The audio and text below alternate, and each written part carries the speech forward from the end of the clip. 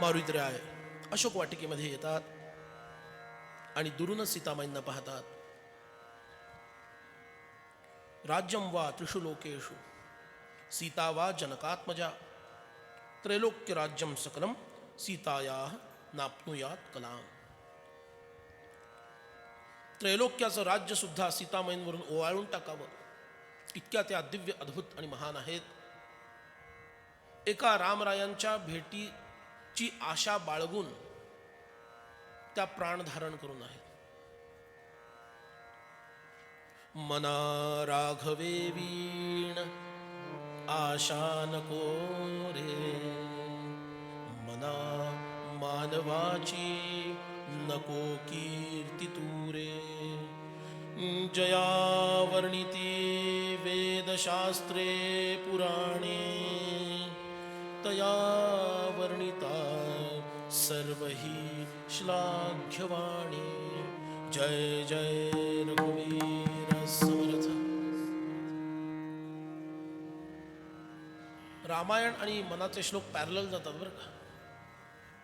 एक श्लोक आणि रामायणातील एक प्रसंग असा दाखवून देता येईल.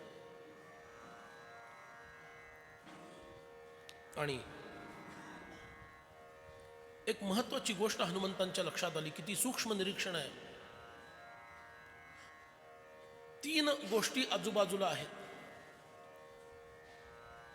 सुंदर वनराई, निसर्ग, त्याच्याकडे सीतामाईंचं लक्ष नाही.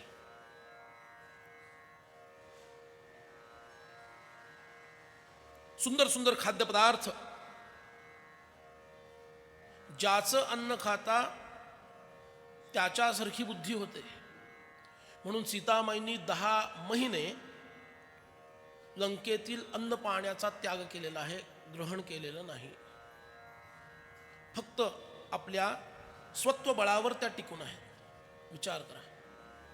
रात्रंदिवस त्यांना जाच केला जातोय. राक्षसणींच्या ड्युटी बदलतात. ही मॉर्निंग शिफ्टवाली, ही आफ्टरनून शिफ्टवाली, ही नाईट शिफ्टवाली. तुमच्या भाषेत बोलतो. दर 8 तासांनी ड्युटी बदलते. त्यांच्या ड्युटीज बदलतात. ह्यांचा जाच कंटिन्यू.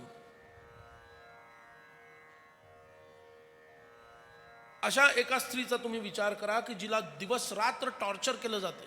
तुमच्या भाषेत बोलतो थोडं. दिवस रात्र टॉर्चर केलं जातंय, भीती दाखवली जातीये, प्रलोभन पण दाखवलं जातंय. अरे आपण हनुमंतांचा विचार केला, ह्यांचा विचार करा की. इथं काही कमी परीक्षा आहे काय? म्हणून मी सांगतो, सुंदरकांड हे फक्त मारुतीरायांचं कांड नाही आहे, सीतामाईंचं सुद्धा कांड आहे. त्याच्यात त्यांचं दिव्य चरित्र आपल्याला पाहायला मिळतं. यांना प्रलोभनाच्या परीक्षा द्याव्या लागतात. बघायचंच आहे आता लगेच थोड्या वेळात. यांना सुद्धा भयानक त्रास दिला जातो. रावणानं प्रलोभन द्यायचं, सीतामाईंनी नाही म्हणायचं, आणि मग राक्षसींनी उरलेला सगळा वेळ, म्हणजे रावण समजा त्यांच्यासमोर एक अर्धा तास राहत असेल दिवसातला, उरलेले 23.5 तास राक्षसींनी यांना त्रास द्यायचा. आणि रोज सलग 10 महिने एकही दिवस खाडा नाही. एकही दिवस त्या साध्वीला झोप नाही, शांतता नाही. तिनं काहीतरी खावं म्हणून प्रलोभन दाखवण्यासाठी समोर फळं आणि पेय पदार्थ ठेवलेले आहेत. त्याच्याकडे तिचं लक्ष नाही. म्हणून स्त्रियांसाठी परम आदर्श सीतामाईंचा का सांगितला जातो, तो याचसाठी सांगितला जातो. स्वामी विवेकानंदांचं एक छान वाक्य आहे. कदाचित पुन्हा श्री रामचंद्र प्रकट होतील, पण जी झाली ती सीता, ती एकच सीता. आता सीता नाही. तिच्या एवढी उंची कुणाला गाठता येणार नाही. शी इज द अल्टिमेट, सर्वोच्च स्थान स्त्रियांमधलं. तिच्यापेक्षा मोठी स्त्री कोणी होऊ शकत नाही. इतकं तिचं भव्य आणि दिव्य चरित्र आहे. म्हणून आपल्या मुलींना सीतामाईचं चरित्र ऐकवा आणि भारतीयत्व टिकवा. सीतामाई खाद्यपदार्थांकडेही बघत नाहीत आणि सीतामाई या भीती दाखवणाऱ्या राक्षसींकडेही बघत नाहीत. याचा अर्थ त्या काय करतात माहिती आहे का? त्रैगुण्य विषया वेदा निस्त्रैगुण्यो भवार्जुन निर्द्वंद्वो नित्यसत्वस्थो निर्योगक्षेम आत्मवान. जगदंबा सीता माता की जय. जय जय रघुवीर समर्थ. गीतेमध्ये पुढं जे जे सांगितलं ना ते आधी करून ठेवलेलं आहे आदल्या अवतारात. आधी केले रामावतारात, मग सांगितले कृष्ण अवतारात. आता राम आणि सीता काही वेगळे नाही आहेत. भगवान सांगतात, अरे वेद सर्व त्रिगुणात्मक आहेत, तू निस्त्रैगुण्य हो, त्रिगुणांच्या पलीकडे जा, आत्मवान हो, स्वतःच्या आत्म्याच्या धारणेनं स्वतःला टिकवून ठेव. सीतामाईंनी तेच केलं की नाही सांगा. सत्वगुणप्रधान असणारी सुंदर निसर्ग सृष्टी तिकडं त्या बघत नाही आहेत.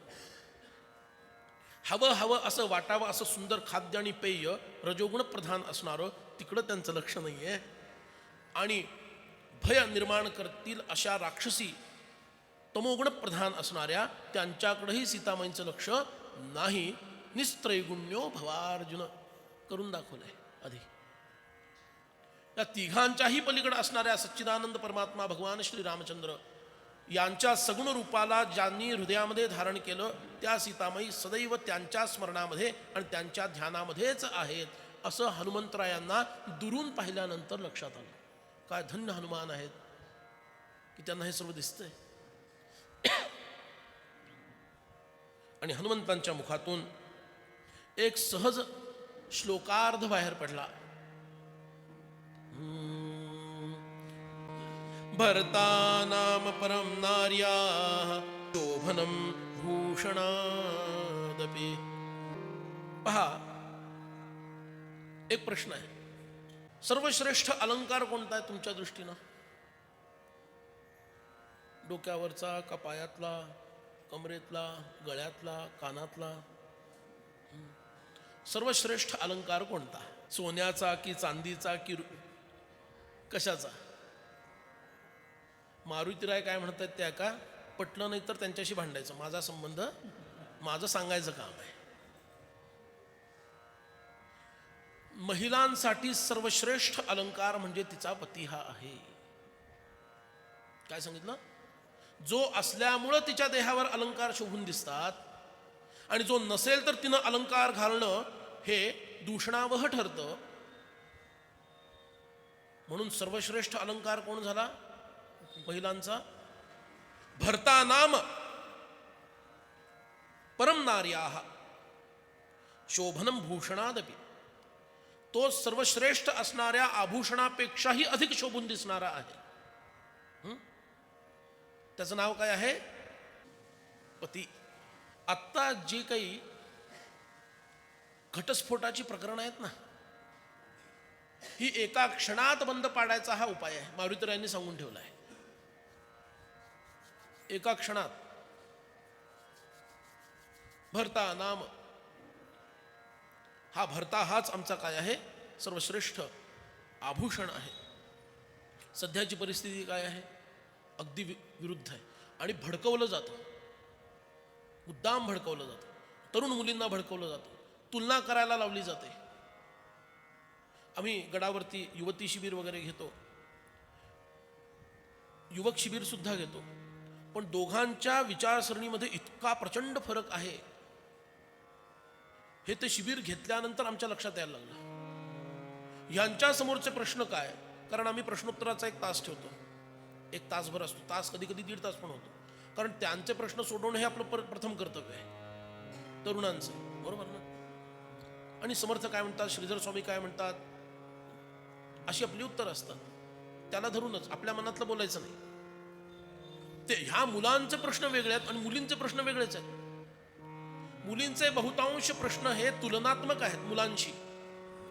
मुलांचे प्रश्न हे जीवन कसं जगायचं आणि पुढं कसं घर चालवायचं ह्याच्यावर आधारित आहे. ते इकडे तुलना करत नाही आहेत. ह्यांची तुलना फार. कशा पद्धतीनं आम्ही आमच्या मुलींना वाढवत आहोत, इकडं आई बापांचं, आजी आजोबांचं लक्ष आहे का? मुलगी 6वी 7वीत गेल्यापासून आईचं लक्ष तिच्यावर पाहिजे. तिच्यावर भारतीय संस्कार कसे होतील त्याच्यासाठी आधी स्वतः भारतीय संस्कार धारण करायला हवेत ना.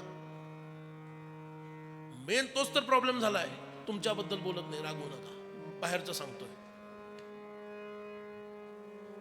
हे संस्कार होणं गरजेचं आहे. हे जर आम्ही संस्कार न करू तर पुढं प्रकरण अजून हाताबाहेर जाणार आहे. आव्हानं देशासमोरची वाढत चालली आहेत. म्हणून मी पुन्हा पुनरुक्तीचा दोष स्वीकारून पुन्हा सांगतो, 5 वर्षातून एकदा किंवा दोनदा मतदान केलं आणि आपलं हिंदुत्व सिद्ध केलं म्हणजे पायावर धुंडा पाडून घेणं आहे. रोज मला काम करायचं आहे. मुलं माझी आहेत ना, ते योग्य मार्गावर जातील की नाही सरकारची जबाबदारी आहे का माझी जबाबदारी आहे? माझी जबाबदारी आहे. मुलं माझी आहेत ना. सरकारने काय करायचं काय नाही करायचं हा त्याचा प्रश्न आहे. आपली मुलं योग्य मार्गावर कशी जातील ही प्रथम जबाबदारी पालकांची आहे आणि तिकडं पालकांचं लक्ष नाही. ही आजची स्थिती आहे. म्हणून थोडं दक्ष होऊया, सीतामाईंचं चरित्र डोळ्यासमोर ठेवूया आणि आमच्या मुलींना वाढवूया. स्वामी विवेकानंदांचंच वाक्य सांगतो. ते म्हणाले होते, तुम्ही स्त्रियांच्या उत्कर्षासाठी कुठल्या कुठल्या नवीन योजना आणा, काय काय करा, जे काही करायचं ते तुम्ही करा, पण एक गोष्ट लक्षात ठेवा, या मुलींच्या समोरचा सीतामाईचा आदर्श नष्ट होईल असं काहीही करू नका. हे स्वामीजींचं बोलणं होतं. आधुनिक काळानुसार, बदलत्या काळानुसार आपल्याला हे बदल करावे लागतील, सगळं मान्य आहे, ठीक आहे, पण व्हॉट इज द बेसिस? ते बदल करणं याचा अर्थ सीतामाईंचा आदर्शच लुप्तप्राय करणं म्हणजे स्वतःच्या पायावर धुंडा मारून घेणं आहे. आजच्या मुलींना कुंकू लावायला लाज वाटते, केस बांधायला लाज वाटते, केस ठेवायलाही जय जय रघुवीर समर्थ.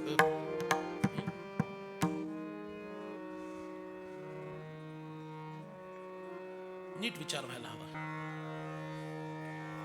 हनुमान जवळ जावं याचा विचार करत असतानाच अनेक स्त्रियांना बरोबर घेऊन रावण लगबगीनं सीतामाईच्या जवळ येऊन पोहोचला. हनुमान स्तब्ध झाले, दूरच थांबले. एका झाडावरती फांदीच्या मागं लपून पाहतायत काय होतंय ते.